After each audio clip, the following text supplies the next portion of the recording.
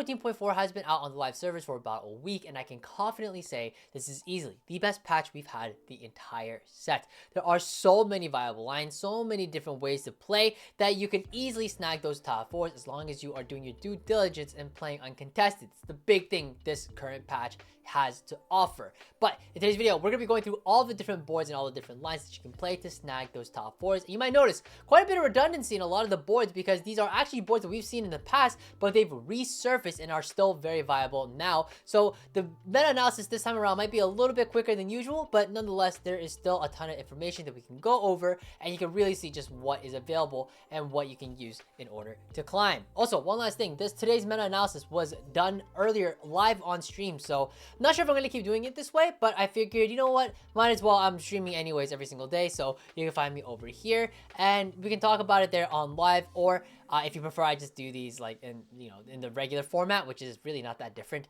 Let me know in the comments. But anyways, let's go on to today's video. First, we'll go over the one cost reroll. So the first one we're going to talk about really quickly, but I'm not going to talk about too much about, is going to be Morgana reroll. This is easily the S tier line currently across all the one cost reroll boards. I'm not going to cover this too in depth because I did actually already push out a whole Morgana reroll guide. And I think the only difference I want to make and some clarifications I want to create, because just based on the comments that people have been leaving, is that one, since we have stats now, it's very clear that Morgana does have a preferred item when it comes to her third item slot. Previously, we thought it was like blue Gunblade +1, either Rabadons or Morello, but now it's coming to light that it really does seem like Rabadons or Archangels is going to be your best bet. You do really want damage on that third item. Morello obviously can also move over to the Aurora or Elise if necessary. Bastion Crest is again still going to be one of the best Morgana's items, but I will say, like, super late game, Archangels probably scales out harder. So Bastion is good and tempos you very hard and hits the vertical super high. But when you get to super late game, you actually do want to try to get that Bastion emblem off of Morgana and switch it out with a damage item. Ideally, Archangels. I don't know if Rabadon is going to be better necessarily, but you can still, you do want to take it off eventually because the Bastion emblem is good. It's like a lot of AP at the very beginning, but then, like, sure, she has a little bit of sustainability. You're going to have to play it by ear. But generally speaking, I do think that, like, if you really want to, like, turbo cap out, like, Bastion emblem off the Morgana is going to be the best way to go about it. But still very, very strong and still has a lot of value in it. Lastly, some artifacts that were not mentioned. Zanya's and Blighting Jewel are the two artifacts of Morgana that I think were standing out quite a bit. I didn't mention them in the guide, but at the time we didn't really have the item stats, so we couldn't really tell. So I will say though, Blighting and Zanya's both feel very, very good if you happen to get them. I think I have seen a couple folks hit Blighting plus Morgana Bastion emblem, and that shit looks broken as shit. So that is definitely something to keep in mind. Again, it's a very tough 4 line. I wouldn't really play this and expect to like win every single lobby, but generally speaking, I feel like in terms of consistency is really nice because I don't think it's really hard to go anything below a 6th playing this line. So that's just something that is nice when it comes to your ranked grind. But yeah, that's basically it. If you want to get like the deep dive, there is a video that we talk all about it, and I will link it in the description below. That way you can figure it out there. But the next one I want to talk about is Wolf Unchained, which I think is a line that is slowly growing in popularity. But it's still like not super popular. I think it's flying under the radar quite a bit. I don't think it's like a super S tier line, but I think it's actually really, really strong as long as you have like the right setup for it. Wolf Unchained seems to be like a very high tempo play around Anima line, which falls in line with the identity of the comp because generally speaking, when you do play Anima, you do want to be tempoing whenever you can. One thing to note though is that I think I see a lot of builds like are a bit outdated from other guys that I can see. JG Hodge Titan seems to be like the original like what was it, like the original way you wanted to build them, or JG Hodge BT.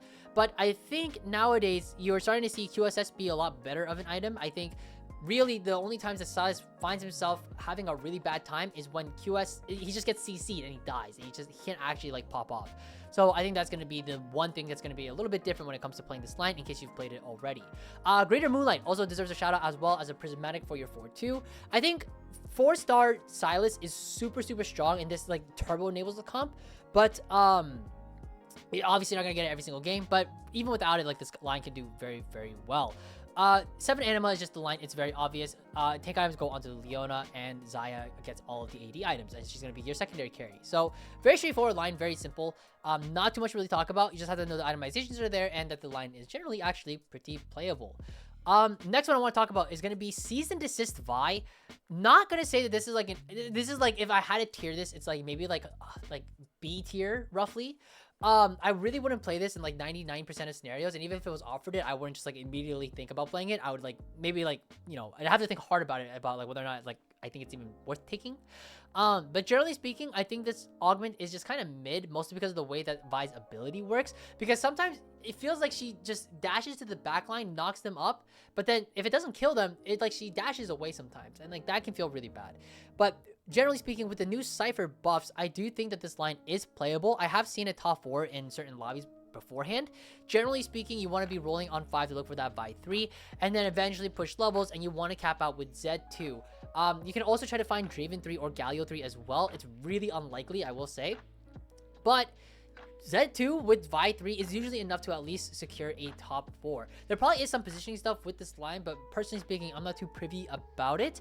But I think this line generally overall though is still very, very strong and can still net you some like decent placements as long as you have like the right spot for it.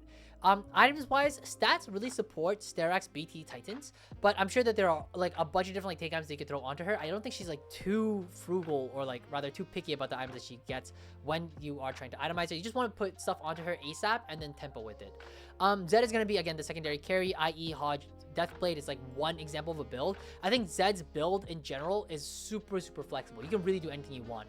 So this is just like one example. You can do GA, you can do Hodge, you can do BT, you can do blue buff, you can do GA. Like he loves all these different items, and like to be completely honest, even looking at the stats, I can't really like discern like a true BIS. He really just takes anything and is super healthy in terms of just like he'll take whatever you can give him, which I think is really great.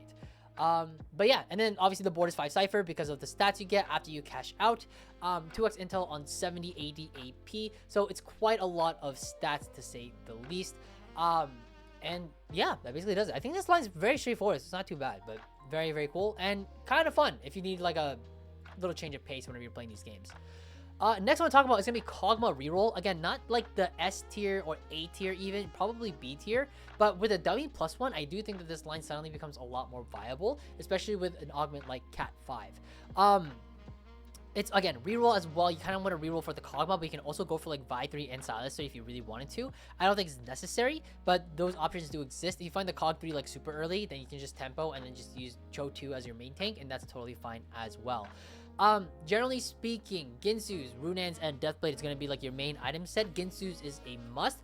Deathblade is not necessary, but it's going to be the best third item that you can get. I'm sure double Runans with Cat 5 is totally fine, but the conditions to meet to actually play this line are pretty like narrow, I would say. So generally, I would not really angle this line too much or go into a game thinking I'm going to play kog'maw unless you already had that boom +1 sitting on a dummy or from Trainer Golem. So that is kind of where that is sitting out right now. But again, it can definitely net you wins. And the big thing you want to just make sure is that you get the 6 boom bots. But you also need like that strong front line with the 4 vanguards. So it does require quite a bit in an Urgot. So you are asking for quite a bit. But if you can get there, you can actually place decently well. And the stats actually seem to support really decent placements if you can get to that 6 boom bot spot. I think it averages like a 3.3 or something, which is definitely very, very high. But moving on, going into the 2-cost reroll category is going to be TF.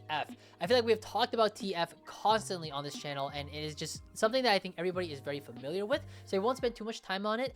Build-wise, Ginsu's Gunblade +1, usually Archangels, and Braum is going to be having something like a Stone Plate and just general tank items. It's a very straightforward line. You just roll slightly on 6 just to make sure you have the TF2, and this line, by the way, is a tempo line. You cannot play this from behind, really. You want to be tempoing into TF, and just try to keep your HP as high as possible. The name of the game is, can you stall out long enough before you start bleeding out too hard, and then you actually end up buff waring instead. There is, you can notice Jarvan 3 on the board as well. This isn't necessary, but I do know that this trifecta variation exists. It's totally fine, and I think it's like, it's a little high roll to say the least though, trying to hit Jarvan 3, Braum 3, and Draven 3 on top of everything, but it's still good enough that like, it's like a variation that exists, and if you say that there's not many vanguards taken out, you could consider it maybe, and like there's 3 costs taken out. But because of how little items there are nowadays with the patch, not the biggest fan of playing around this Jarvan. Usually it just ends up being a Rost instead, and it's just way more economically efficient, and this is gonna generally be the best way that you cap out. You could, if you really want to, you have the Jarvan with like the TG as well, but this is probably gonna be fine because technically speaking, you probably want 3-item Braum, 3-item TF, and then you also want 3-item Draven. So that's already so many items that you're committing to other units, and with such a famine of items, like you aren't really going to see too many times where you're going to want to be itemizing this J4 on top of everybody else. It's super, super rare. So It's gonna be the main variation and very, very straightforward. One thing to note is I'm sure we know this already, but items like Gambler's Blade, items like Innervating Locket specifically on Darius, these are like ways that you can play the comp, but it's like it's not strong enough that you're like, oh, like I have to play this. But it's like a very like, if you play TF, expect to go for it. Like that should be like your baseline expectation, and then you just want to tempo and do well. But that's basically gonna cover that one. Next one is gonna be Veigar with new high score. I have yet to really see Veigar do well outside of really high roll scenarios, so I don't think I want to talk about this too much. I maybe put this in around B tier, and new high score with like a good opener, you could definitely consider it though. New high score is the reason why it's so good is because it just guarantees that Kabuko. I have seen one instance where new high score Veigar actually top forward without new high score, and that was actually earlier today where I think Bellum played this. She played like a no pivot, no scout Veigar reroll line, which I think is kind of interesting.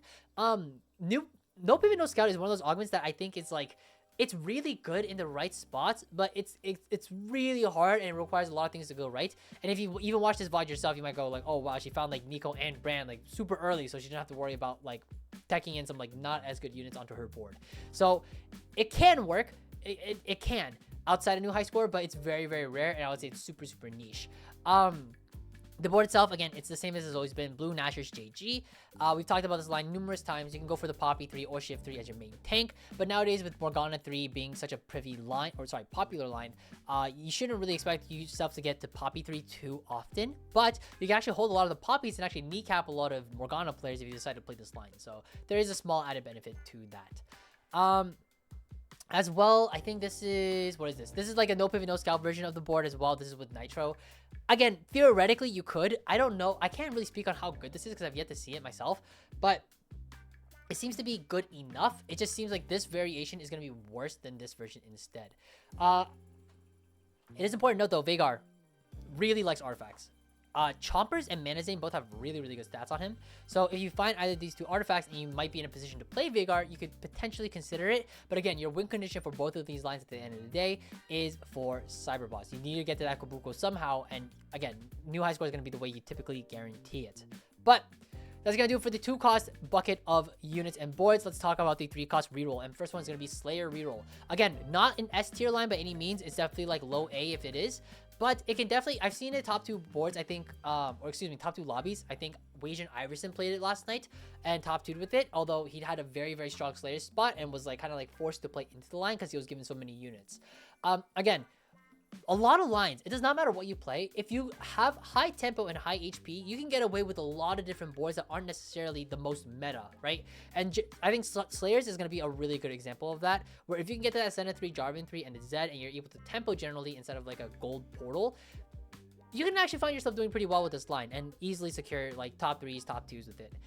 Senna 3, Jarvan 3 is going to be the main idea. Vayne is not really part of the conversation anymore. You can if you really wanted to. Vex is just in there because of the Vincore bonus. I think a lot of people prefer to play Gragas, but when I was watching Wajan play it last night, he did say that he thinks Vex is better because you get the crit on top of all the AD that you get from the Vertical Slayer trait, which I think I have to agree. I think that makes a lot of sense as well. So Senna items are also super, super, super flexible. It does not matter what you put onto her. She can kind of take whatever and you're kind of okay with it. It does not really matter.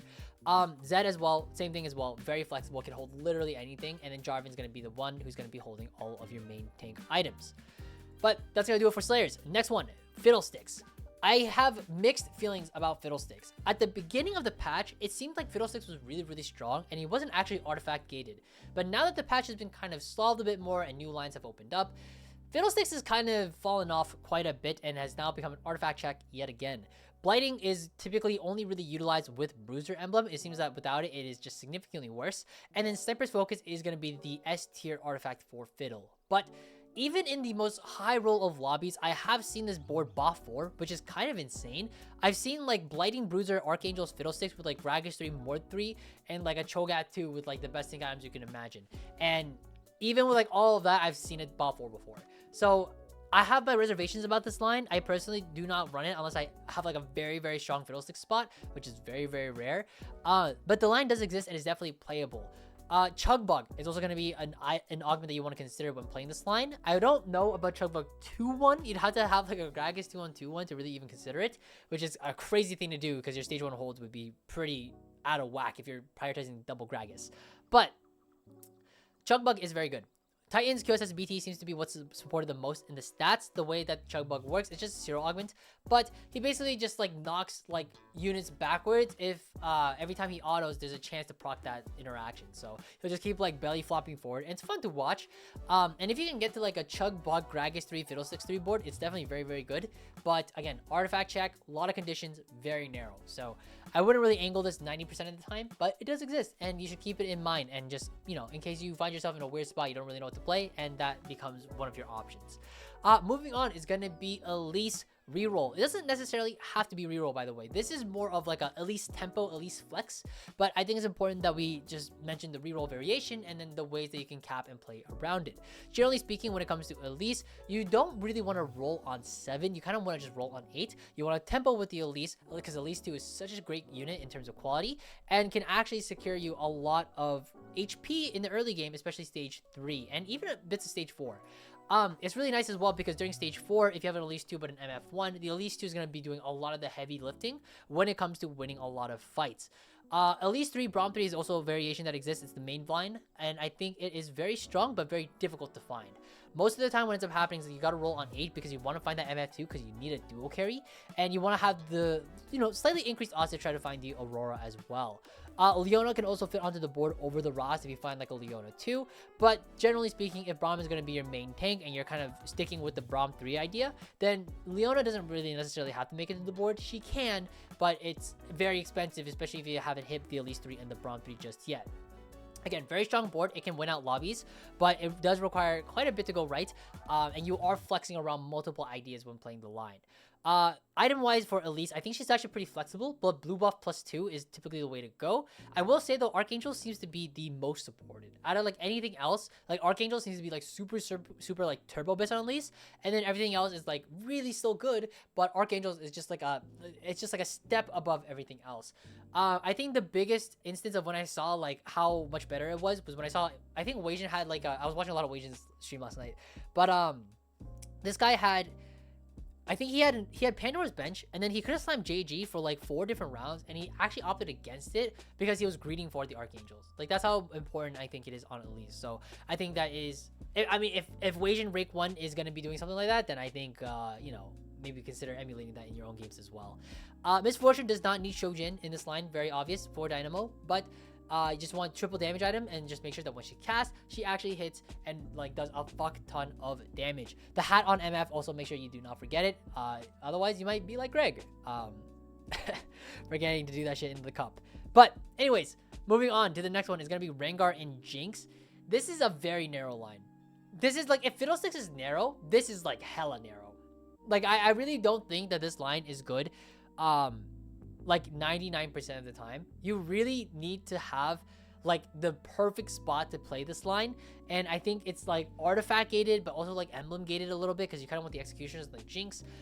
It's playable, and the stats support. If you hit Rengar through Jinx through it, you will do well. The problem is that getting there is going to be really, really tough. So I actually think that this might be like a low elo stomper, just because I don't think anybody's playing this line, and you can easily find your units. But if the tempo of the lobby is too high, you will bleed out quite a bit, especially on Rengar 2, if you did not preserve your HP throughout the early and mid game. So you need to preserve a lot of HP, potentially consider playing this line, but it's tough. Most of the time what ends up happening is that if you have that Shojin Guard Breaker, you're kind of leaning towards Brand anyways, and you would have just played the Brand instead, which has basically the same level of cap. Maybe Rengar Jinx is like slightly higher, but like it's so close relatively speaking, and Brand is just so much less money to hit and like stabilize with, assuming you're playing uncontested. So definitely a line that you can play, but I don't think it's like necessarily amazing. The positioning, by the way, is a little wonky here just because of the cooking pot. Cooking pot with Executioner could potentially be an option if you find like an early Jinx Rengar. That way you can feed the Rengar super early on, but that's so niche. Like, you have to be holding Jinx Rengar and actually think like, I'm gonna play Jinx Rengar. So very, very niche. Don't think it's necessarily great, but it is a line that exists and can do well if you manage to like find your way to that end goal. But getting there is going to be the hardest part of playing this line. So that's why I don't really think anybody's really recommending it. I myself am like not necessarily recommending it either. I just want to, let you know that it exists. It's still playable. You just have to, have a super good spot for it.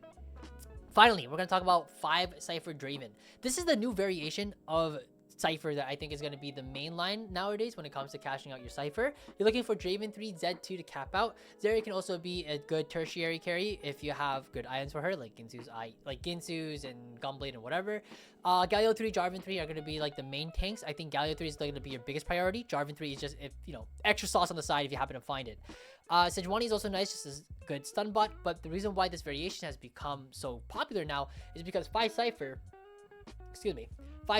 gives so many stats. So you actually have a bit of justification for dropping or actually keeping the 2 shitters on the board, Vi and LeBlanc, because honestly, like, you just have too many stats. Like, you just can't ignore how much stats you get out of 5 Cypher. So this is definitely a really great line. I think generally speaking, you aren't really rolling on 7 too often. You really kind of want to just like go 8 first and then roll, because hitting that Z2 is super important to stabilize you after your cash out.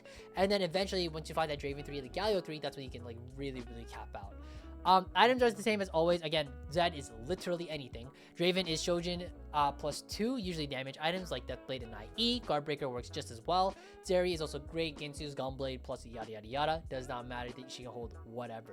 Again, the Jarvan 3 is like super if you're high rolling, but I generally don't think that that's going to be something you're going to find too often. But it does exist and is still very strong.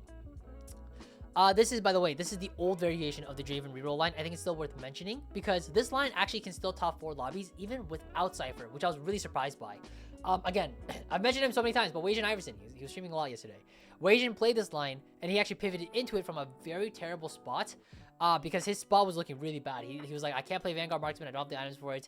I'm losing my HP, like, what do I do? And then he actually pivoted into the old variation of Draven Zed and actually top 4'd with it. I think he scraped the 3rd or 4th, but I was very impressed because I think that is not the way that I think most players would approach this line.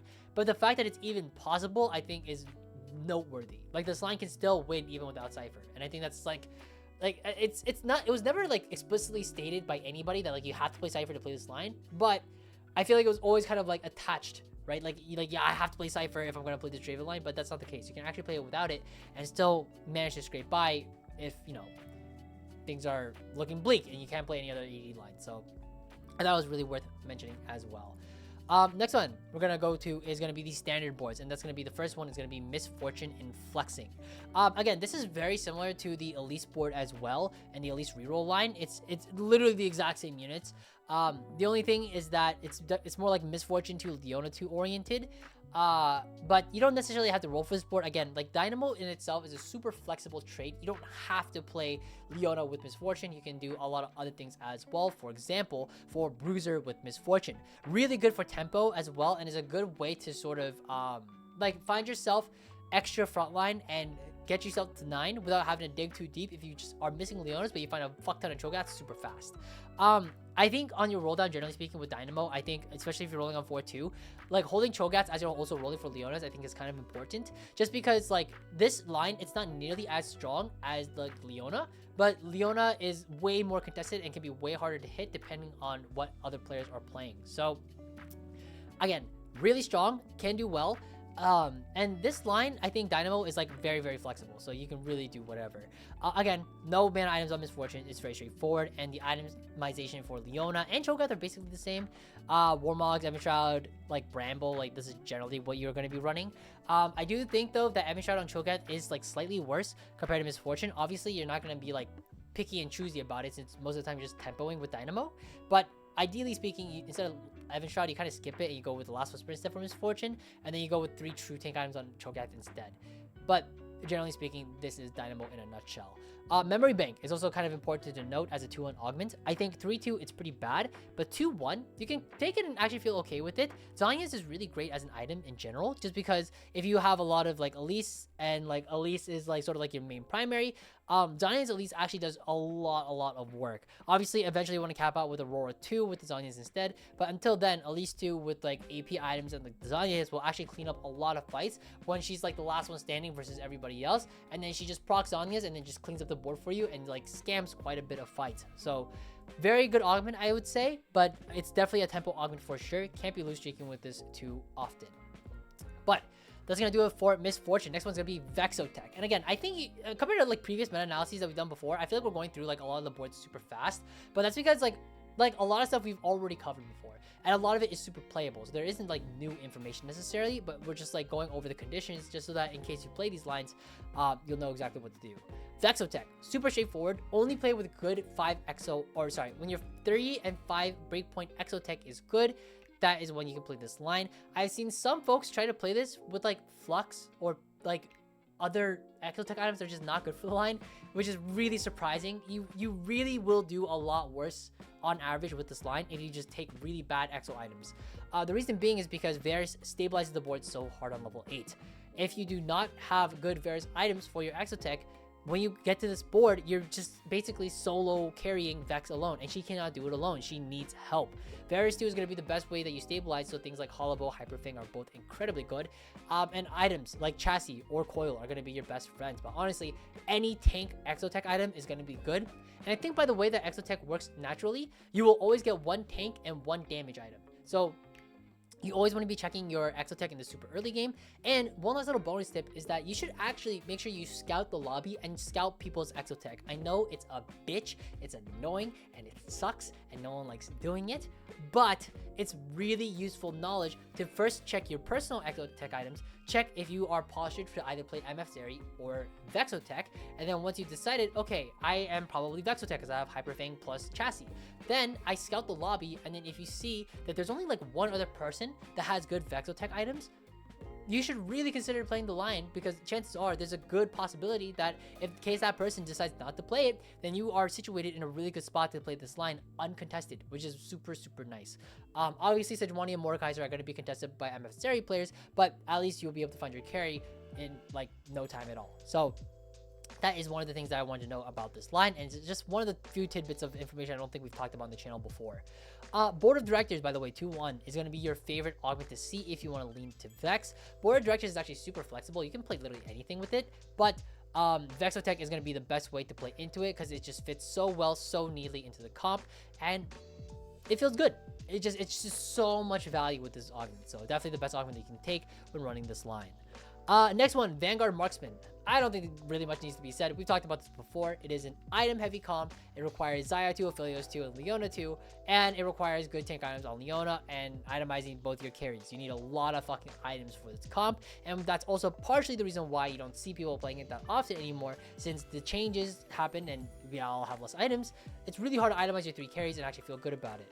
Nowadays, what you actually see, by the way, this is some new stuff, is not today while playing this line, which is very odd, but if you think about it, it actually makes a bit of sense. 1, it actually helps itemize our carries, so that is really nice. 2, there's a lot of backline access right now, especially with Morgana and Poppy and Zed. It's really easy to just like find yourself in a precarious situation because you just don't have a way to like heal up. Maybe you don't have a gunblade or something, and it can be really tough because sometimes your carry just dies and there's nothing you really do about it, and you feel like you don't even have a fighting chance.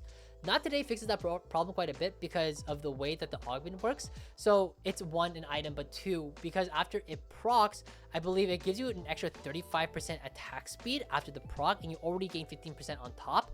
So that actually put together is 50% attack speed. It's a lot of attack speed. So after that Edge of Night procs, you're actually kind of happy because now you have so much extra attack speed for your unit, and it actually doesn't feel that bad anymore. So Not Today is definitely going to be something that you can consider when playing around Xayah Aphelios nowadays. But obviously, augments like Sword Overflow are going to be your best friend.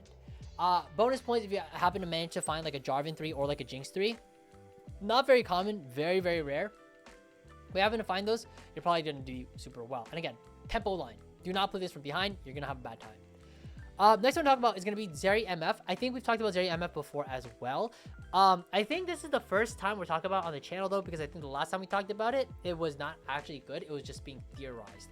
But Zeri MF is actually a very good line nowadays. This one is going to be the only time you ever want Shojin on Misfortune. But generally, this line is very straightforward. Again, it's very similar to Vexotech. It's just Zeri MF instead.